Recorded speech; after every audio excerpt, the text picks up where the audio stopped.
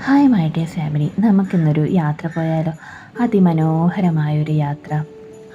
ശെന്തുരുണി വനങ്ങളുടെ മനോഹരമായ പ്രകൃതി ദൃശ്യങ്ങൾക്കിടയിൽ സ്ഥിതി ചെയ്യുന്ന റോസ് മല, അവിടേക്കാണ് ഇന്നത്തെ യാത്ര. കേരളത്തിൻ്റെ ഒരു സ്വപ്ന പ്രദേശം തന്നെയാണ് റോസ് മല. കൊല്ലം ജില്ലയിലെ ആര്യങ്കാവിലാണ് ഈ താഴ്വര സ്ഥിതി ചെയ്യുന്നത്. റോസാദളങ്ങൾ വിരിഞ്ഞു നിൽക്കുന്നത് പോലെ ഒരു താഴ്വര അല്ലേ? അതുകൊണ്ട് തന്നെയാണ് റോസ് മലയ്ക്ക് ആ പേര് ലഭിച്ചത് എന്ന് പറയുന്നുണ്ട്. മനോഹരമായ ചുറ്റുപാടുകളിലൂടെ വിശാലമായ കാഴ്ചകൾ നിറഞ്ഞ ഈ സ്ഥലത്തെ പ്രധാന ആകർഷണങ്ങൾ മനോഹരമായ വനങ്ങളും ഒരു വാച്ച് ടവർ, തടാകം എന്നിവയാണ്. വാച്ച് ടവറിൽ നിന്നും ശക്തമായ തെന്മല അണക്കെട്ടിൽ നിന്നും ചുറ്റുപാടുകളുടെയും തടാകത്തിൻ്റെയും മനോഹരമായ കാഴ്ചകൾ കാണാൻ വിനോദസഞ്ചാരികളെ സ്വാഗതം ചെയ്യുന്നു.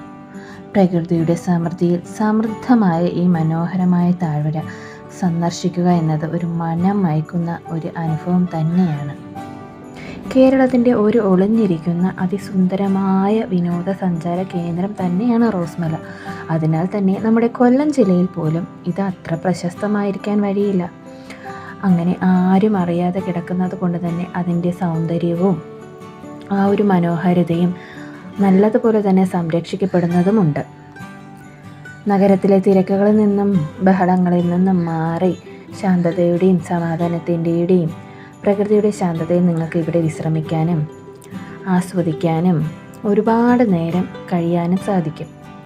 ഗണപതിക്കുന്ന് വ്യൂ പോയിൻ്റാണ് ഇവിടുത്തെ പ്രധാന ആകർഷണം. തെന്മല അണക്കെട്ടിൻ്റെ റിസർവോയറിൻ്റെ മാത്രമല്ല, മനോഹരമായ തടാകത്തിൻ്റെയും മനോഹരമായ കാഴ്ചകൾ ഇവിടെ നിന്നും നിങ്ങൾക്ക് കാണാൻ കഴിയും. ചുരുണ്ട താഴ്വരയുടെ അതിശയിപ്പിക്കുന്ന കാഴ്ചകളും ഇവിടെ ലഭ്യമാണ്. പിന്നെ വാച്ച് ടവറിലേക്കുള്ള വഴിയിൽ വിശപ്പകറ്റാൻ രുചികരമായ ലഘുഭക്ഷണങ്ങൾ വിളമ്പുന്ന നിരവധി ചായക്കടകളും മാഗി പോയിന്റുകളുമുണ്ട്. നല്ല ഭക്ഷണത്തിന് പുറമെ നാട്ടുകാരുടെ ആവേശകരമായ കഥകളും നിങ്ങൾക്ക് കേൾക്കാം. ഇടതൂർന്ന കാടുകളിലൂടെ സഞ്ചരിക്കുക. ഉള്ളിലേക്ക് നയിക്കുന്ന വഴികളിൽ നിങ്ങൾക്ക് അനവധി ആനക്കൂട്ടങ്ങളെയും കാണാൻ സാധിക്കും.